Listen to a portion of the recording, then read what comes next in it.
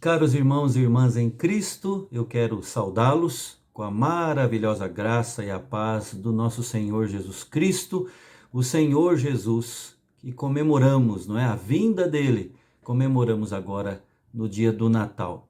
E nós vamos cantar um hino logo de início da nossa devocional de hoje, que, irmãos, é muito cantado pelas crianças em cantatas de Natal infantis, mas ele é um hino do nosso inário e que pouco nós cantamos. É o hino 249 do Novo Cântico, na manjedoura, e ele diz que num berço de palhas dormia Jesus. Só essa frase, eu creio, já vai fazer com que vários de vocês lembrem, não é, deste hino e lembrem também de crianças cantando, né? Num berço de palhas dormia Jesus, o meigo menino que ali veio à luz, num rude presépio de noite em Belém, enquanto as estrelas brilhavam além. Vamos cantar? Hino 249 do nosso inário, na manjedoura.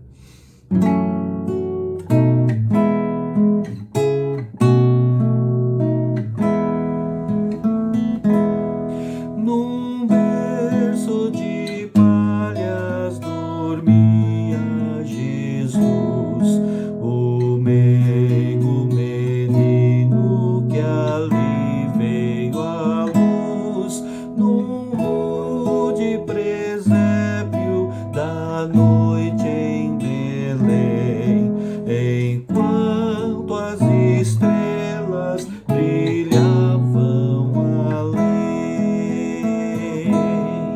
O gado inquieto se põe a mugir, mas ele não teme, desperta, sorrir.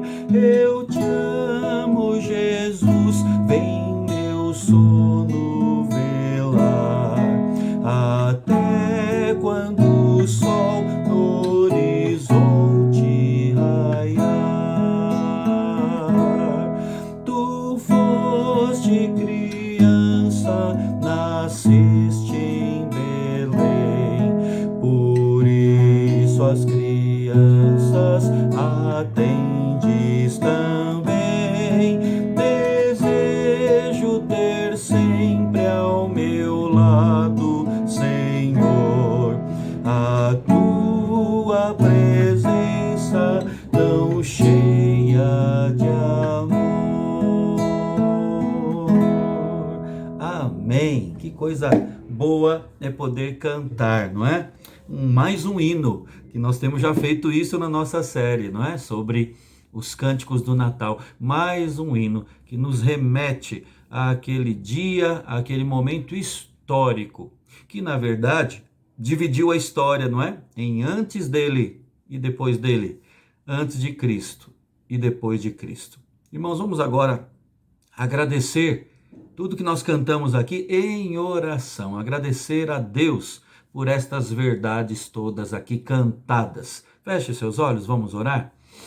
Querido Deus, nosso Pai, obrigado, ó Pai, porque podemos ter essa liberdade de exaltar ao Senhor, de cantar, ó Deus, ao teu nome, de celebrar o Natal de Cristo, a vinda do Redentor a esse mundo. Obrigado a Deus, porque esta época é tão cara aos nossos corações.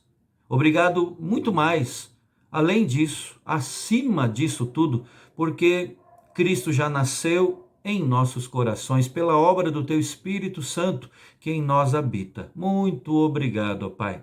O Senhor, ó Deus, esteja agora abrindo nosso entendimento, nós te rogamos, para, ao entendermos a tua palavra que vai ser lida e explicada, nós sejamos levados a um maior compromisso com o Senhor, com a causa do Senhor, com o teu reino, e assim, ó Deus, possamos alcançar vidas e possamos viver mais para a tua honra e para a tua glória. É a nossa oração e nós a fazemos em nome de Jesus. Amém. Amém. Queridos irmãos, nós vamos abrir as nossas Bíblias no Evangelho de Lucas. Aliás, toda a nossa série de estudos tem sido desenvolvida a partir do texto de Lucas, não é? Então, abra lá no capítulo 2 do Evangelho de Lucas, a partir do verso 25 até o verso 32. Nós vamos dar sequência ao estudo do último dos cânticos de Natal, mencionados aqui no início desse evangelho. É o cântico de Simeão, conhecido como Nunc Dimittis. Nunca é demais lembrar do porquê de estarmos usando esses termos em latim. É porque na tradução da Vulgata Latina, na tradução do texto hebraico, Novo Testamento para o latim, portanto, estas são as primeiras expressões, os primeiros termos, né, em que aparecem ali esses cânticos, e se convencionou na história e pelos estudiosos, pelos teólogos, usar esses primeiros termos em latim para designar como uma referência desses cânticos. Então estamos aqui analisando o Nunc Dimittis, que quer dizer, em outras palavras, assim: Senhor, agora o Senhor pode me despedir em paz, o Senhor pode me levar em paz, os meus olhos já viram a salvação. É esse o contexto. Muito bem, irmãos, Lucas 2, 25 a 32, diz assim o texto sagrado: Havia em Jerusalém um homem chamado Simeão, homem este justo e piedoso, que esperava a consolação de Israel, e o Espírito Santo estava sobre ele. Revelara-lhe o Espírito Santo que não passaria pela morte antes de ver o Cristo do Senhor. Movido pelo Espírito, foi ao templo. E quando os pais trouxeram o menino Jesus para fazerem com ele o que a lei ordenava, Simeão o tomou nos braços e louvou a Deus, dizendo: Agora, Senhor, podes despedir em paz o teu servo, segundo a tua palavra, porque os meus olhos já viram a tua salvação, a qual preparaste diante de todos os povos, luz para a revelação aos gentios e para a glória do teu povo de Israel. Até o verso 32. Irmãos, nós temos muito mais, além daquilo que já vimos na última devocional, temos muito mais para esmiuçar aqui neste cântico de Simeão. Hoje quero dar mais um passo, né, no estudo do que vemos aqui no contexto em que esse cântico foi entoado pelo servo do Senhor chamado Simeão. Mas convém dizer e lembrar que, ao começarmos a analisar esse cântico Nunc Dimittis no último estudo, nós vimos que o conteúdo da mensagem desse cântico é muito interessante, né? Essa expressão é muito interessante e até alvo de curiosidade, né? Podes me levar, Senhor, é o que, em outras palavras, disse Simeão ao tomar o menino Jesus nos braços. E isso parece que não combina, não é conjugado, né, com um momento de tamanha alegria como foi aquele, né? Como é que alguém consegue cantar como Simeão cantou, na circunstância em que ele cantou? Porque eu repito, o momento ali era de celebração, de regozijo, não é? A expectativa da vida dele agora era concretizada, né? Ali no menino Jesus em seus braços. Então, o momento era de extrema alegria pela chegada do Messias a este mundo. E a expressão de júbilo dele foi essa: Senhor, podes me levar em paz. Agora, Senhor, o Senhor pode despedir em paz o teu servo. É por isso que eu digo que é curioso. Como é que alguém consegue desejar partir, deixar esta vida ao ver a Cristo, ao tê-lo nos braços, né? Não seria ao contrário? Alguém ali, na condição de Simeão, usufruindo daquele tamanho privilégio de ver a Cristo, de pegar o menino, o Messias nos braços, não seria o contrário? Ele resolver pedir a Deus: Senhor, me dá mais tempo, porque eu quero ver esse menino crescendo, né? Porque eu quero ver esse menino atingindo ali a sua mocidade. Eu quero ouvir da boca dele as palavras do Senhor, os ensinos dele e a diferença que ele vai causar na vida de tanta gente. Agora, há uma explicação, irmãos, para esse cântico de Simeão com essas palavras, desse jeito. É que a vida toda de Simeão, e é o que a gente vai começar a esmiuçar, a desembrulhar, né?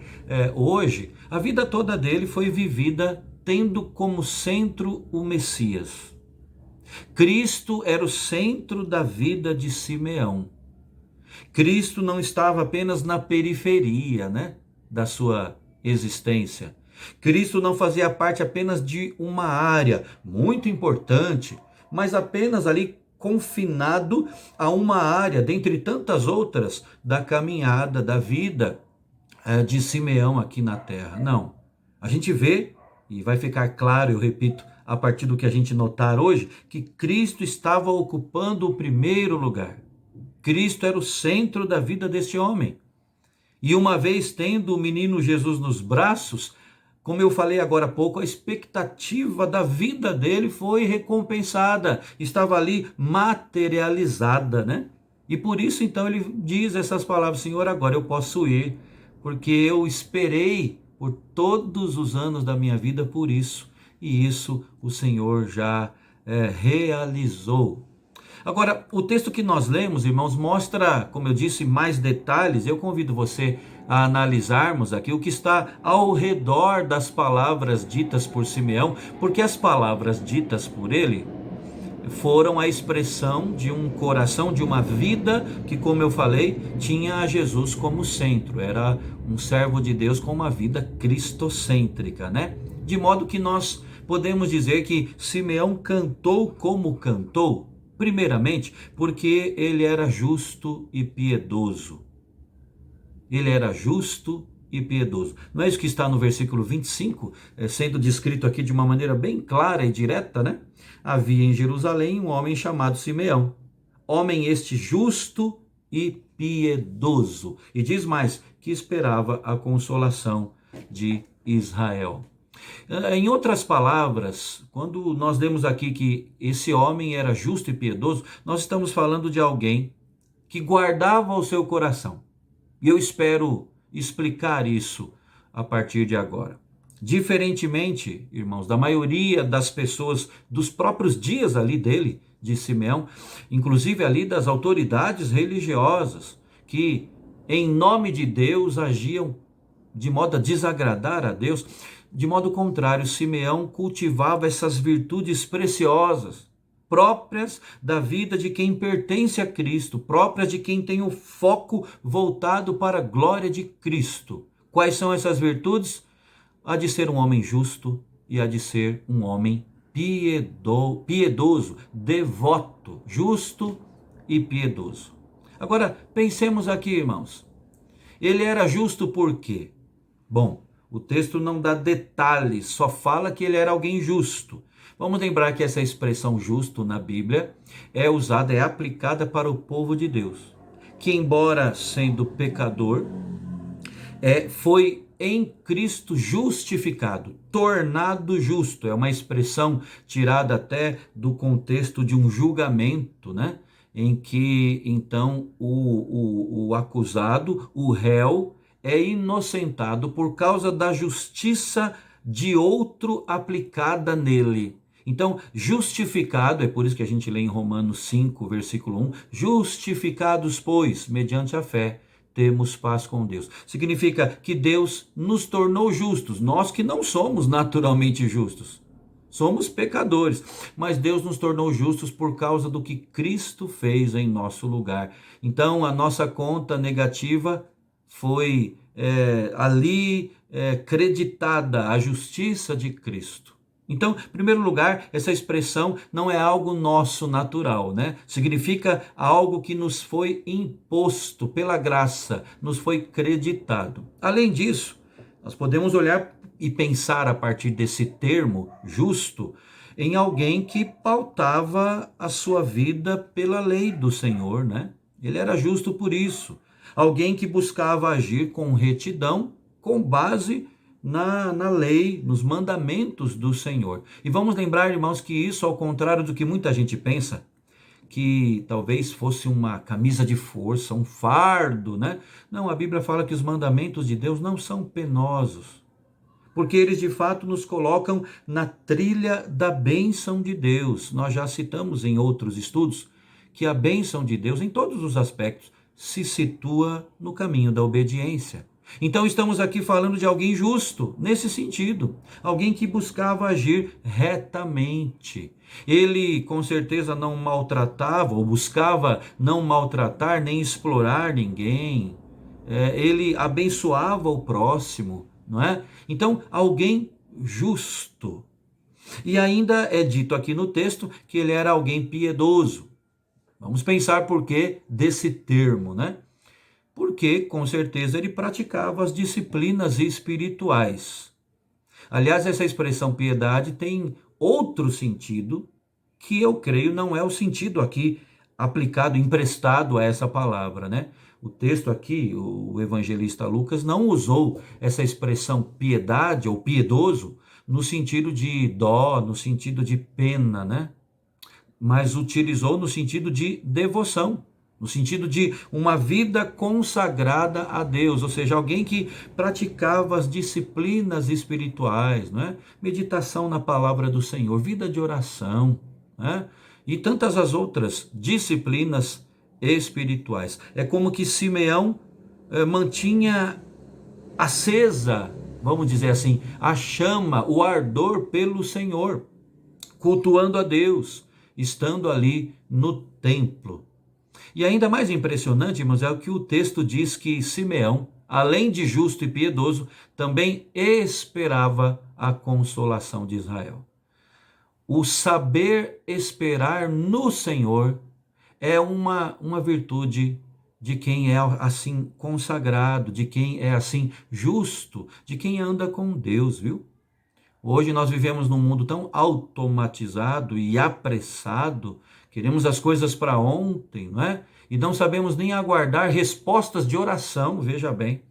Mas Simeão é aqui colocado como alguém que esperava a consolação de Israel. Isso não é muito interessante?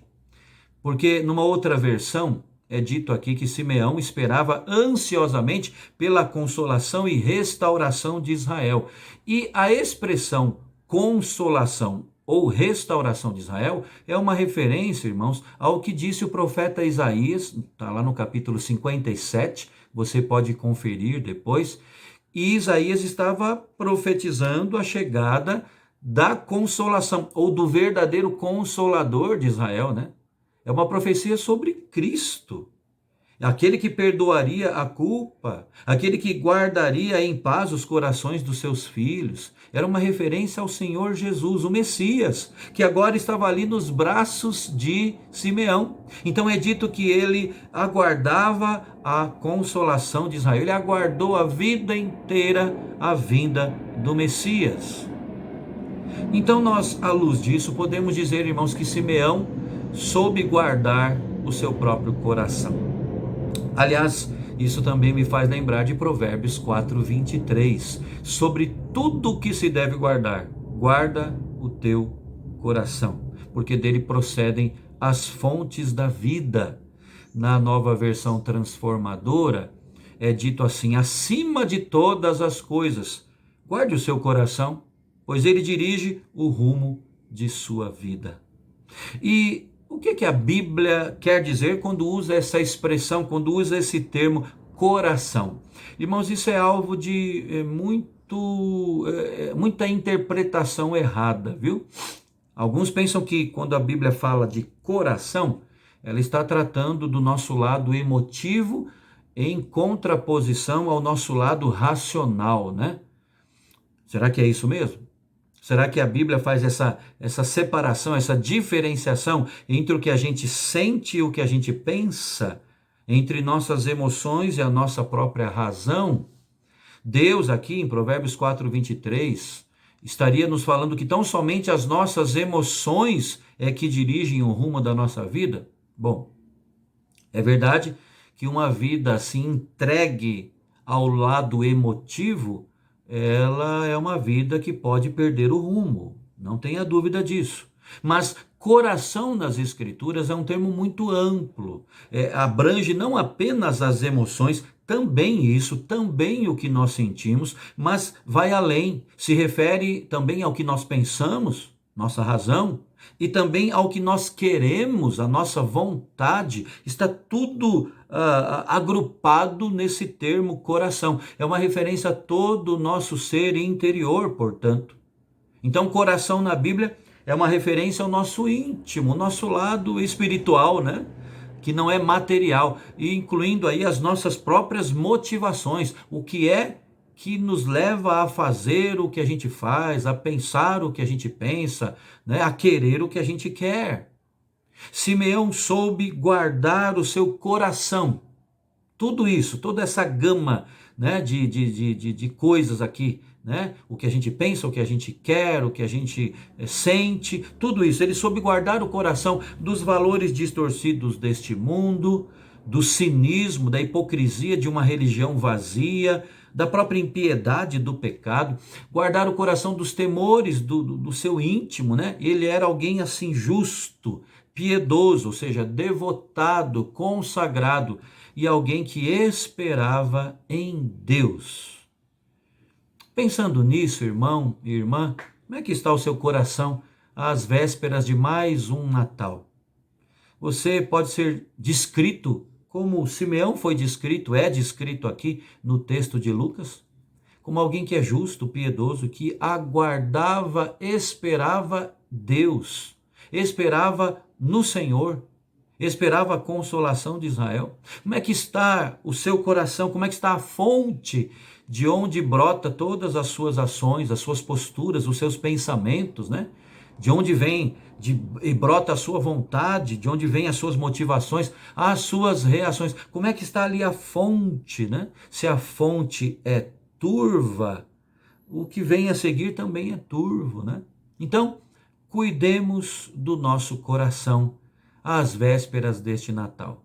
Vamos lembrar das palavras de Davi no Salmo 139, os últimos 2 versículos ali, 23 e 24. Sonda-me, Senhor, e conhece o meu coração. Vê se há em mim algum caminho mau e guia-me pelo caminho eterno. Que seja essa a nossa oração para o nosso próprio bem, para a glória do Senhor. Deus abençoe a sua vida, um forte abraço. Vamos agora, em família, buscarmos a Deus e intercedermos uns aos outros, fazemos as nossas orações. Deus abençoe a cada um, até o nosso próximo estudo, a nossa próxima devocional, se assim Ele quiser.